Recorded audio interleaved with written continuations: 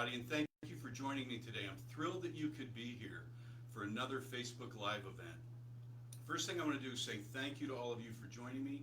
And the other thing I want to make sure that I do is to say thank you to your own secretary. Peachtree City's award-winning secretarial and administrative service. They do tremendous work, and I'm thrilled that they could host us today. So today we're going to talk about cash flow, and cash flow is king. And that's an important topic for many of us. But before I get started, I want to tell you that we're restarting our Facebook Live series. We're doing it bi-weekly, and today is the first of many to come over the next 15 months. We've set a schedule in place, and every 2 weeks we're going to be doing another Facebook Live designed to help you improve and grow your business. And I mentioned today we're going to talk about cash flow is king. But before we start, I want to make mention of one thing that's very important to me. And that is I've got a new program that I'm launching. It's called the Entrepreneurial Growth Program. We're having a fall camp. It's starting September 26th. That's a Thursday. We're going to meet for 10 sessions over 3 months. So from now through the early part of December. And we're going to get together once face-to-face, and then I'm going to do 9 group sessions. And so those sessions are going to look like this. First thing we're going to do is a DISC assessment. That's going to be a one-on-one meeting, and I'll also get a better understanding of what my clients' needs are at that point. Then we're going to do a communication breakthrough workshop as a group. The third thing that we'll be doing, we're going to be working on creating a success mindset, followed by the fourth meeting, which will be building a strategic business plan. Number 5, we'll be setting metrics that guide your business and your behavior. Number 6, we're going to be help you determine who is your ideal client and how do you attract them. 7, we're going to help you construct a marketing and a branding plan. 8, we're going to help you get a selling mindset, developing your selling skills and abilities.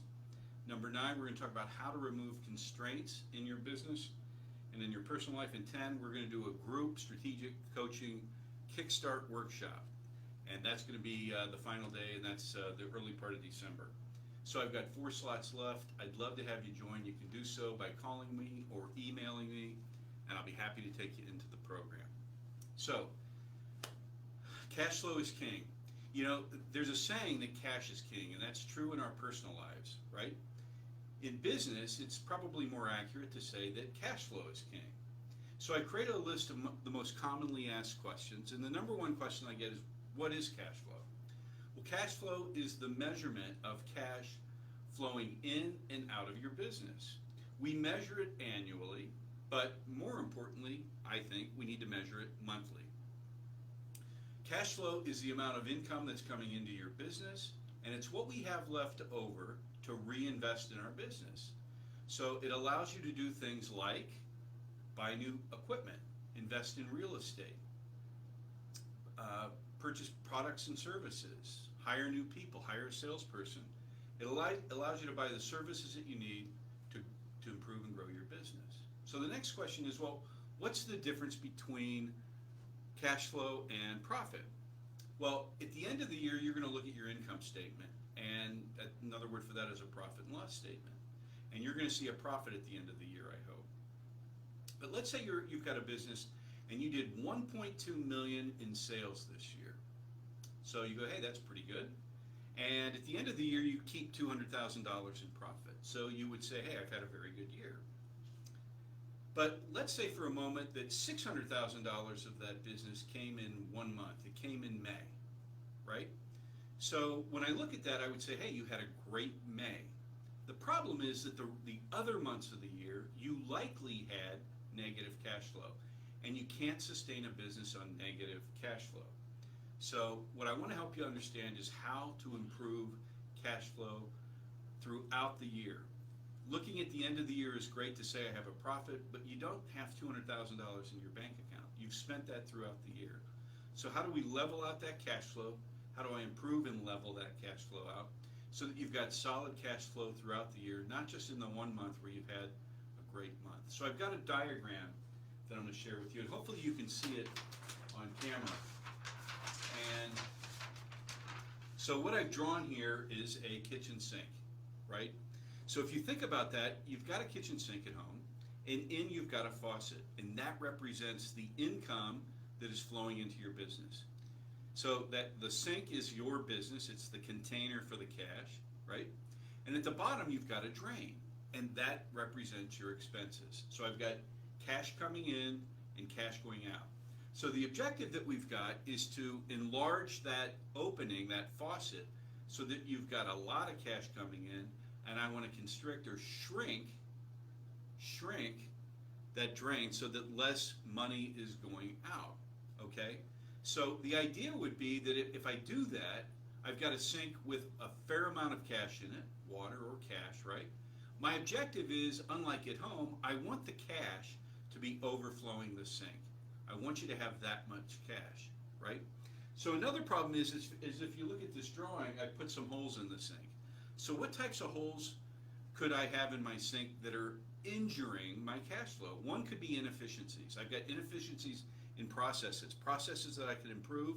So by closing up some of these holes, I'm going to have better cash flow. It's not going to be draining out as quickly.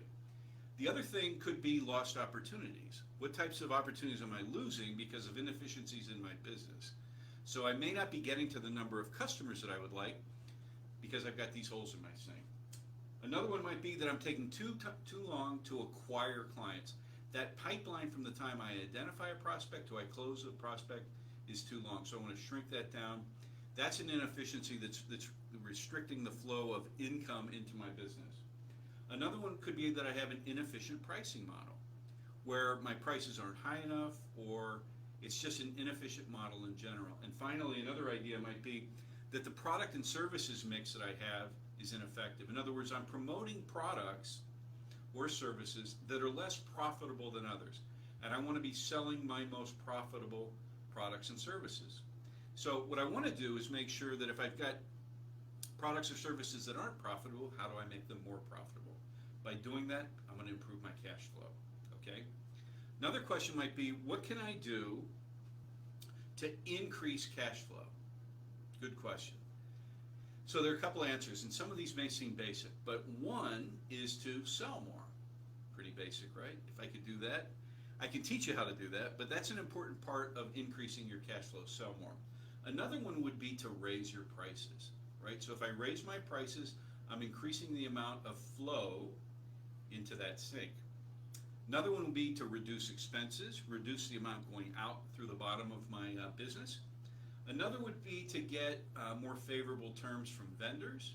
Another one would be to renegotiate and get better prices from my vendors. Those are two different things, terms and pricings. And then the final one that I've got is collecting my accounts receivables more quickly. That's an important one. And I want to spend a moment on that because that's one that many of us could spend some time on. So let me talk to you about that. So I'm going to give you an example. Let's say you have a project-based business and you tend to do larger projects. Using that example, well, I'm going to create a new example off the top of my head, okay? So here's the example. Let's say that you've got a four-month project and your client has agreed to pay you $6,000. So many project-based businesses do this.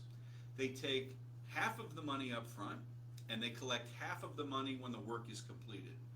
So in essence, I'm taking money on the first day that I launched the project and I'm collecting the final payment on the last day of the project. Of a 4-month project, that's 120 days without any cash in between. So what I've recommended to a number of my clients to improve their cash flow is this. Take the 50% up front. So I collect $3,000 on the first day. The first day of the second month, I collect $1,000. The first day of the second month, I collect another $1,000. And on the final month, on that last day, I collect another $1,000. So what I've done is I've collected $6,000 over time instead of at the beginning and at the end. And that's improving my cash flow. It's leveling out, as we talked earlier, it's leveling out my cash flow. If I combine that with some of the other things where I'm increasing cash flow, I'm in a much better cash position each month and certainly at the end of the year. Next question that I get with some frequency is, what can I do with my cash flow? Well, I can do a couple of things. One, I can invest that money into an investment where I earn a good rate of return. So I could do an investment. Second thing would be, and more commonly, would be to reinvest that money into my business.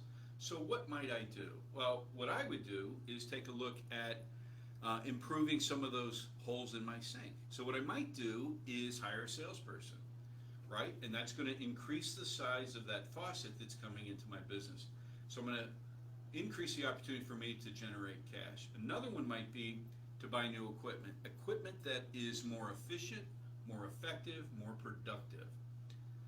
Another one would be to start a marketing plan. Take some of that money, invest it in a marketing professional that can help you grow your business. Another one would be to buy new technology that makes your customer experience better. I've got a client that invested in some handheld technology that allows their clients to manage documents online and speed up the process of doing business. What I'm suggesting overall at this time is that you want to focus your activities on how can I improve the overall customer experience. And the reason that that's so important is that by providing a better customer experience, I'm more likely to attract new clients, but perhaps more importantly, I'm getting the existing clients that I have to remain for a longer period of time. And hopefully, over time, they'll become lifelong clients. Okay?